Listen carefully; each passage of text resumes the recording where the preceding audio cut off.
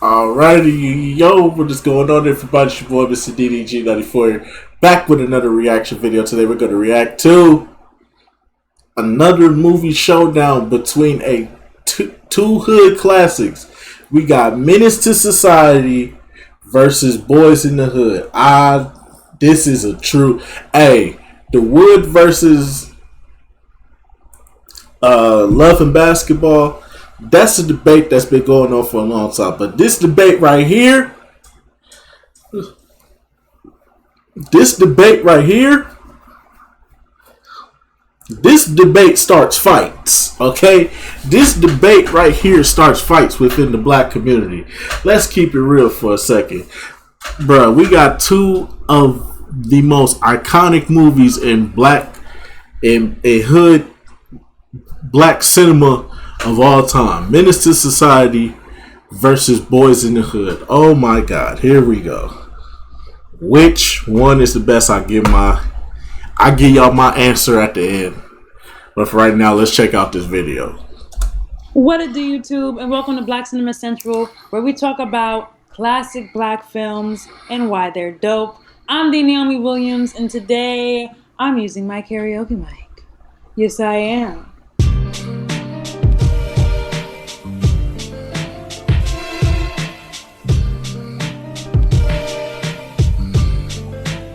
So yeah, today, my lovely people, it's a showdown. Y'all heard that? Y'all heard that? It's a showdown. Today is some real shit. Menace to Society versus Boyz in the Hood. Hood movies, classics. I know everybody has opinions. I want to know all of them. Leave them in the comments below because we need to talk about this shit. We gonna talk about Menace to Society first. After growing up around drug dealers, drug addicts, and violence in South Central LA, the now 18-year-old Kane Lawson, played by Tyron Turner, is caught up in the lifestyle, resulting in him contemplating whether or not he truly cares about his life. Everyone around him, including his wild-ass friend O-Dog, played by Lorenz Tate, is content with their lives of crime and violence. With the help of a caring teacher, the teacher's son, Sharif, who's found solace in practicing Islam, and love interest, Ronnie, played by Jada Pinkett Smith, Kane plans to leave the city for good. But in a series of tragic events, Kane realizes a little too late that escaping this lifestyle may not be as simple as he had hoped. The main reason why I like Menace to Society is the same thing that discerns it from Boyz in the Hood: its nihilistic approach. The definition of nihilism, for y'all who don't know, is 1, the noun, the rejection of all religious and moral principles and the belief that life is meaningless. 2, the philosophy, extreme skepticism maintaining that nothing in the world has a real existence. And 3, historical, the doctrine of an extreme Russian revolutionary party created in 1900 which found nothing to approve of in the established social order. I know for many black people, the idea of black youth having a nihilistic approach is troubling because it inevitably reinforces ideals embedded in this country via slavery and Jim Crow that black people, especially in low-income communities and their lives, are dispensable. And that irony is haunting, that you can care so little for someone who looks just like you, which then reflects on how one values their own life. This lack of sympathy and empathy is the main thing that discerns Menace to Society from Boyz in the Hood. And also, not really knowing what Kane and O-Dog's true intentions are. So you know why Doughboy went to find the dudes that killed his brother. He watched his brother, who literally was about to go to USC on a whole scholarship, bleed out on his mother's couch in front of his child and baby mother after being shot. The emotional response to that trauma is, I'm about to ride around LA until I find these niggas that got my brother, and then I'ma get them. Period. That I fully understand. And Trey, who grew up with Doughboy and Ricky, understood that as well. Trey is so tapped into empathy that he's ready to ride out with Doughboy on these niggas that shot Ricky. Until, we get to a point in the car where Trey is like, okay, never mind, I can't do this. And he gets out. And, you know, motivation and intention is clear, right? But in Menace to Society, O-Dog's character's motivations are as clear as a character's motivations in Grand Theft Auto. Even when Kane and O-Dog and that dude with the Jerry curl decide to go after the dude. MC8, ma'am, can you please show some respect? That's MC8. Left out the G because the G ain't in you. Yeah. That ran down on Kane and his cousin. It's sometime later, and O-Dog doesn't give a fuck about who gets caught in the crossfire. Then afterward, Kane realizes killing is whatever. He's numb. It doesn't affect him. He's not even thinking about his damn cousin anymore. They treat running down on these niggas like it's on a to-do list. Hey, Kane, you showed all right, cool. Remember, we gotta go run down on that nigga that shot you? Yeah, so we in the car. But I think it's very important to talk about this nihilistic approach to life because it is real. And it does result in people, especially young people, making tragic decisions they don't even regret until it's too late. And when you live in a situation in which not only the government and people that are supposedly there to protect and serve you don't care about your life, but people who look like you, who live on your block, don't care about your life. And it gets to a point to where it's like, do I care about my life? And when you don't have something like spirituality, religion, a solid support system, bringing you out of that dark mental state, you stay there. And that is an after effect. That is a result of not really having a solid support system or, you know, God in your life. You don't listen to grandma and grandpa. Sometimes older people can like beat you upside the head with the Bible. And what they're really trying to do is show you a way to lift yourself up out of those dark moments. But because they're beating you upside the head with the Bible, it's like, I don't want to do that, Grandpa. Needless to say, Cain didn't end up going to church. That nigga ended up dying at the end. Oh yeah, spoiler alert. So I do really appreciate that nihilistic approach that Menace to Society has. It's hard to carry after you watch it. Like, that's not something you could just be like, I feel like watching Menace to Society today. You know? That shit is heavy. And then there's Boyz in the Hood. So let's talk about Boyz in the Hood and why it's dope. Trey, played by Cuba Gooding Jr., is sent to live with his father, Furious Styles, played by Lawrence Fishburne, in South Central LA. And although his hard-nosed father instills all these values and respect in him, Trey's friends, Doughboy, played by Ice Cube, and Ricky, played by Morris Chestnut, don't have the same kind of support and are drawn into neighborhoods, drug and gang culture. Ricky doesn't really get drawn into it, he's more of a casualty. But Doughboy, you know, he out here slinging crack and all that shit, so he in the streets. But the results of being in this lifestyle are tragic per usual. This movie is dope because, one, the types of parents that exist in this movie show a spectrum of household realities for Black youth.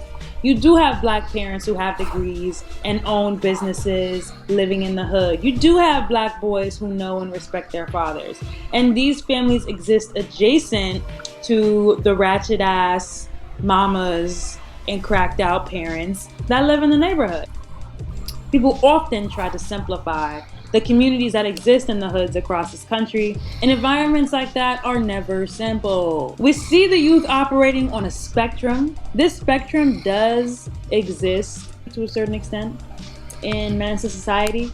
You have Jada Pinkett Smith's character, you know, we have the Black Muslim character and his dad that are trying to reach out to Kane and O-Dog, but the way in which the main characters are developed makes it hard to sympathize with them. And I love how you could sympathize with the main characters in Boyz in the Hood to the point where you fully understood why they were making the decisions they were making. Whereas in Menace to Society, you feel like, damn, these niggas are a menace to society. Please get O-Dog off the street. He is a full-on GTA character. You need to put him in the TV. He needs to go. Overall, I feel like Menace to Society is more of a horror story because of that nihilistic approach. When you see a character that is so far disconnected from life and reality, You literally assume, oh, this is a psychopath. This person is this person doesn't care. This person is literally operating like a video game character. This is a little wild. No, not everybody, is like that. Not everybody in the hood is a fucking psychopath, but there are some psychopaths out there in every socioeconomic rank and status. Old Dog is fucking out of it. Boyz in the Hood is more of an intense drama. It's a hood story. It's a drama hood story. Let me know how you feel in the comments below. Do you prefer Menace to Society? Do you prefer Boyz in the Hood? Let me know. Do you like Old Dog's character? Some niggas is actually out here wilding. When old niggas be like, these young niggas are tripping. These young niggas are tripping. These young niggas are tripping out here, man. These young niggas wild. These young niggas. They talk about the old dogs. The old dogs out here fucking wilding. Of course they are. They're psychopaths. Duh. Boyz in the Hood is better. I believe Boyz in the Hood is better. Tell me which one you prefer. And also, what are your opinions on my obnoxious karaoke night? Do you like it, Takuta? Do you like seeing my face in videos? I'll say your microphone is better than it was in the last video we watched. Anyways, though, let's get into it, ladies and gentlemen. That is pretty much the end of this video. Damn. She brought up some really good points. But here's my take. I like Menace to Society. I like Boyz in the Hood. I can never put them at number one. I will always. I said this before. I always said that Juice is the better movie. If we had to choose between Juice, Boyz in the Hood, and Menace to Society, I'm choosing Juice because the way how the story was told and how it was flipped into a horror story by the very end. That shit, I gotta give the director and the writers of that movie they credit. And plus, Tupac acting is just amazing in that fucking movie, bro. But Boyz in the Hood is really the staple of black hood movies. Like, I could sit up here and say that Juice is, in my personal opinion, the better movie.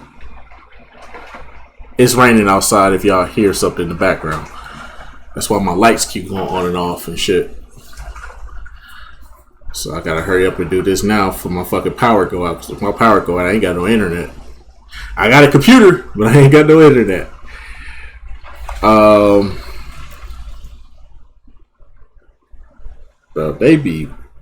Bro, YouTube is trying to shut me down, bro. Damn.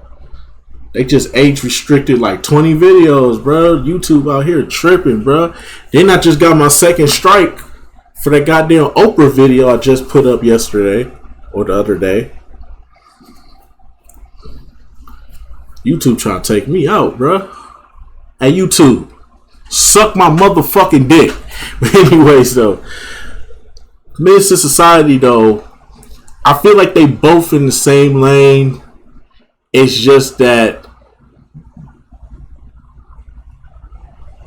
Menace to Society feels more like a GTA movie. It feels more like you watching a bunch of GTA characters more than you watching like a realistic film. So if I had to say it, I have to give it to Boyz in the Hood. Obviously, John Singleton is the GOAT. R.I.P. to John Singleton. Menace to Society is good. It's great. It's a 10 out of 10 film. But like I said, it just feels like you're watching a bunch of It feels like you're watching GTA characters in a movie versus Boyz in the Hood, which it kind of feels Grand Theft Auto-ish, but it still feels realistic because the characters actually have morals. Like, they not out here trying to do certain, like, they not out here just being reckless. You know what I'm saying? Like, in Boyz in the Hood, everybody has a conscience. Like, when Doughboy gets out the car, like, not Doughboy, but when Trey, it's like, yo, Doe, let me out. And Doe lets him out the car and drives off. Now we can all understand, and we can all understand why.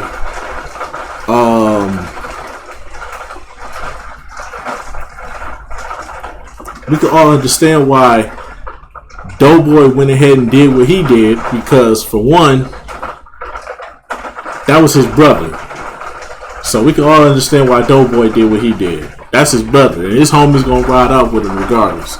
But you know what I'm saying, like she said in the movie, like when it came to them getting payback for Harold, it really didn't feel like it was payback for Harold. At a certain point, it just didn't feel like, yeah, it just didn't feel like it was payback anymore. It felt like I just did that shit just to do that shit. You know what I'm saying? And that's the difference between both movies. It's like one feels like feels like you're watching a Grand Theft Auto movie, and one feels like you're watching an actual realistic hood movie. You know what I'm saying? Not saying that they're not realistic. They are realistic. Both of them are realistic. It's just you got one with a set of characters that just come off as like fucking. I mean, obviously the fucking show is called the fucking movie is called Menace to Society, but they come off as menaces for real. Like yo, this is over the top menace level. Like yo, black people. I don't even think the craziest of hood niggas would go this fucking far. Like damn, bruh. But anyway, so if I had to choose, it's Boyz in the Hood for me. John Singleton body of work, it speaks for itself. His writing, his direction, and how he goes about his movies is A1, top tier. I don't think we need to go any further than that. It's just that John Singleton's the better director of the two. Not saying that the Hughes brothers are bad directors. They're good directors in their own right. But John Singleton is on another fucking level. If we talking hood movies and hood's black cinema, John Singleton is top fucking tier. I would say he's number one. I would say John Singleton is number one. But anyway, so let me know what y'all think down in the comment section below. I'll get back to you. Till then, peace out.